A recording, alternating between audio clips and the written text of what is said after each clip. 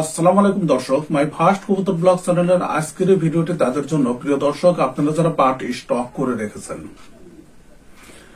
প্রিয় দর্শক, একজন ব্যবসা করবে, ব্যবসায় লাভ করবে, এটাই স্বাভাবিক, এবং সে যেন সর্বোচ্চ দামে তার পাটটি বিক্রি করতে পারে, এটাও স্বাভাবিক। কিন্তু সর্বোচ্চ দামটা কত দূরে সেই বিষয় সম্পর্কে কিন্তু আমাদের ধারণা নাই, কারণ এই রেঞ্জটা কিন্তু অসীম। প্রিয় দর্শক, এই অসীম রেঞ্জের ক্ষেত্রে অর্থাৎ সর্বোচ্চ দাম ধরতে গিয়ে অনেক পাট ব্যবসায়ী কিন্তু সর্বশান্ত হয়েছেন। প্রিয় দর্শক, আমরা সম্প্রতি পাট ব্যবসায়ীদের মধ্যে একটা প্রবণতা লক্ষ্য করি। সেখানে আমরা দেখেছি যে পাটের দাম যখন বাড়তে থাকে, অর্থাৎ বাড়তে বাড়তে যখন লাভে এসে যায়, অর্থাৎ সে যে দামে কিনছে সেই দাম থেকে যদি দ্বিগুণ দামও হয়ে যায়, তারপরে কিন্তু পাট ব্যবসায়ীরা সেই লাভের আশায়, অর্থাৎ আরো বেশি লাভের আশায় তারা অপেক্ষা করতে থাকে যে আরেকটু দাম বেশি হলেই বিক্রি করব, কিন্তু দুঃখজনক ভাবে তারা কিন্তু আর লাভ করতে পারে না। প্রিয় দর্শক, আমার ছোটবেলার একটি গল্প যেটি আপনাদের শোনাবো, সেখান থেকে হয়তো আপনাদের কিছুটা অভিজ্ঞতা আসবে, কিছুটা জ্ঞান বাড়বে। তাহলে এই অভিজ্ঞতাটুকু কাজে লাগালে আশা করি যে পাটের ব্যবসায় লাভ করতে পারবেন। প্রিয় দর্শক, আমি যখন খুবই ছোট ছিলাম, অর্থাৎ প্রাইমারি স্কুলে ক্লাস 3-তে পড়তাম, ঠিক সেই সময় আমার আম্মা গ্রামের কৃষিকাজ করত। কৃষিকাজ বলতে বাড়ির আঙ্গিনাতে বিভিন্ন ধরনের সবজির আবাদ করত, এবং সেই সবজিগুলো দিয়ে আমাদের পরিবারের চাহিদা অনেকটা মিটে যেত। প্রিয় দর্শক, এবং অতিরিক্ত যেটি থাকতো সেগুলো বাজারে বিক্রি করতে চাইতো, কিন্তু বিক্রি করার জন্য লোক পেত না।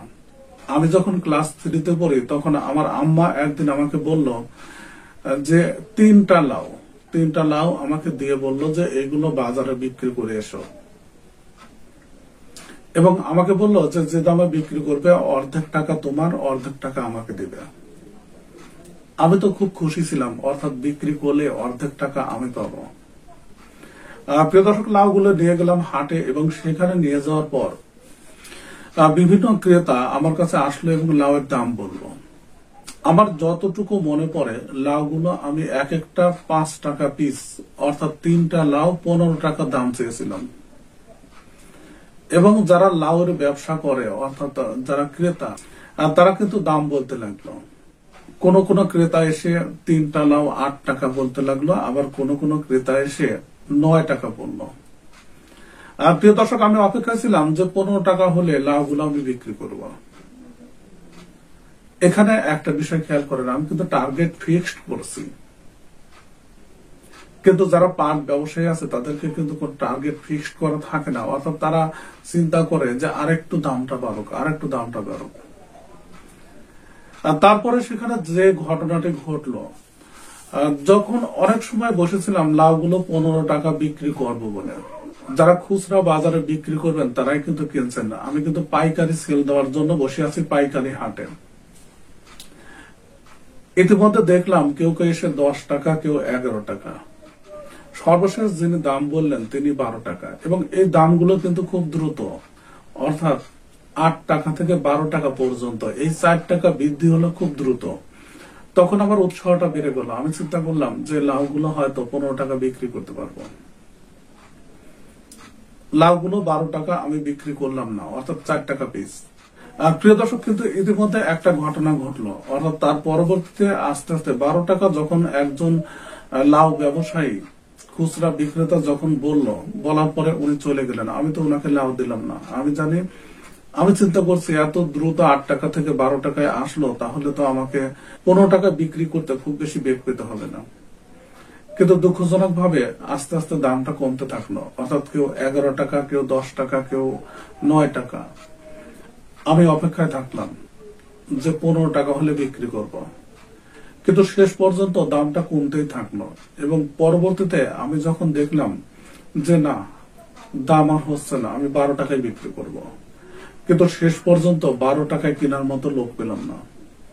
প্রিয় দর্শক, সর্বশেষ যেটি হলো সেটি আমার লাউগুলোকে 8 টাকায় বিক্রি করতে হলো। প্রিয় দর্শক, পাট ব্যবসায়ীদের মধ্যে কিন্তু এমন ঘটনা অহরহ ঘটতে আছে।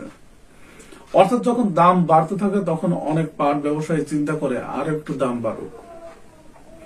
যে পাট ক্রয় করা হয়েছে 2300-2400 টাকায়, সেই পাটের দাম যখন 2800-2900 টাকা হয়ে যায়, তখন পাট স্টক ব্যবসায়ীদের মধ্যে উৎসাহ বেড়ে যায়। তারা চিন্তা করে যে 2400 টাকা থেকে যখন 2800 টাকা হলো, তখন 3800 টাকা হতে কতক্ষণ অপেক্ষায় থাকে।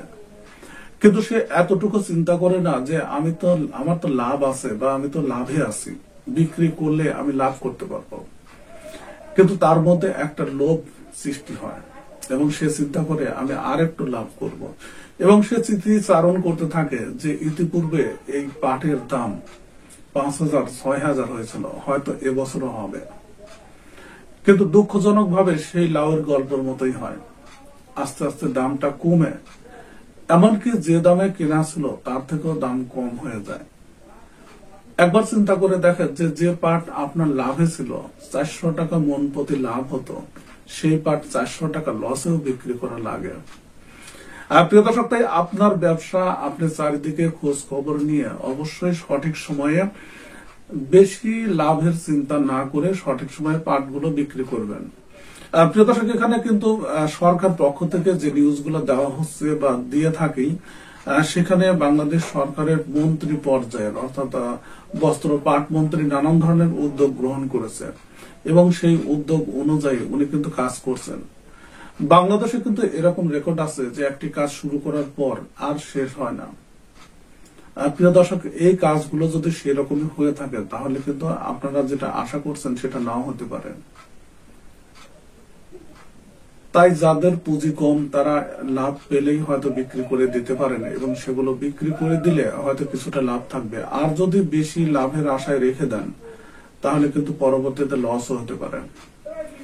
প্রিয় দর্শক, এখানেও কিন্তু একটা সমস্যা। এখানে আমরা যদি বলি যে পাট এখনই বিক্রি করে দেন আর দামটা বাড়বে না বা বাড়তে নাও পারে, তখন আপনি যদি বিক্রি করেন এবং বিক্রি করার পর সেই পাটের দামটা যদি আরো বৃদ্ধি পায়, তাহলে কিন্তু আপনার এটা মনে থাকবে না যে দামটা কমলে আপনার কতটুকু ক্ষতি হতো।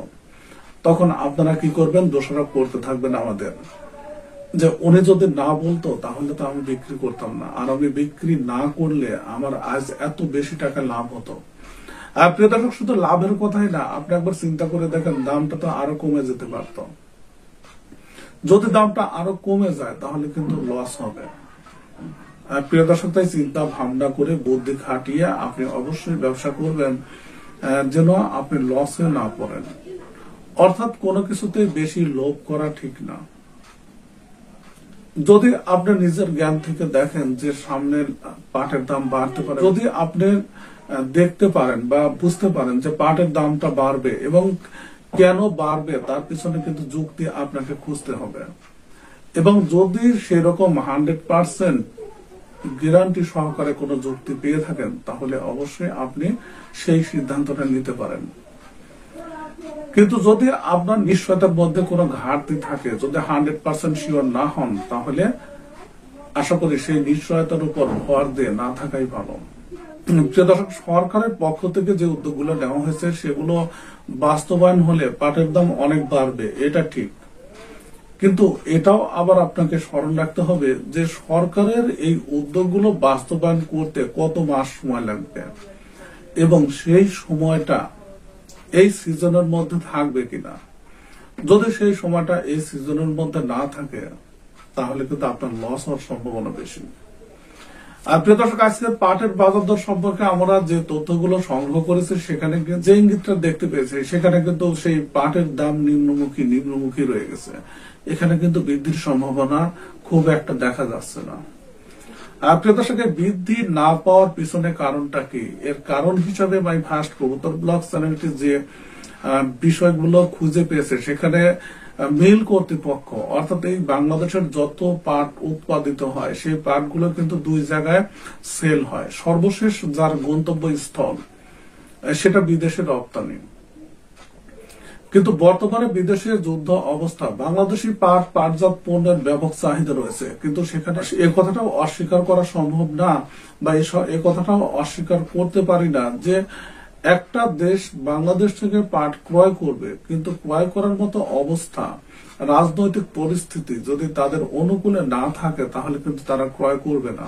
বাংলাদেশ থেকে যেসব রাষ্ট্র পাট আমদানি করে সেই সব রাষ্ট্রের রাজনৈতিক পরিস্থিতিটা বর্তমানে একবার চিন্তা করে দেখেন, সেটা কিন্তু কখনোই পাট আমদানির পক্ষে অনুকূলে না। যদিও প্রচুর পরিমাণে পাট রপ্তানি হচ্ছে, কিন্তু যতটুকু হওয়ার কথা অতটুকু তো না। প্রিয় দর্শক, এই সঠিকভাবে সঠিক বাজার খুঁজে পাওয়া বর্তমান সময়ে কিন্তু বাংলাদেশ সরকারের জন্য একটা বড় চ্যালেঞ্জ, এবং সেই চ্যালেঞ্জ মোকাবেলায় চেষ্টা করে যাচ্ছে বস্ত্র ও পাট মন্ত্রণালয়। যদি সফল হয় তাহলে যে পরিমাণ পাটের চাহিদা বিশ্বে আছে বাংলাদেশের পাটের, সেই চাহিদাটা পূরণ বাংলাদেশের মোট পাট দিয়েও সম্ভব না।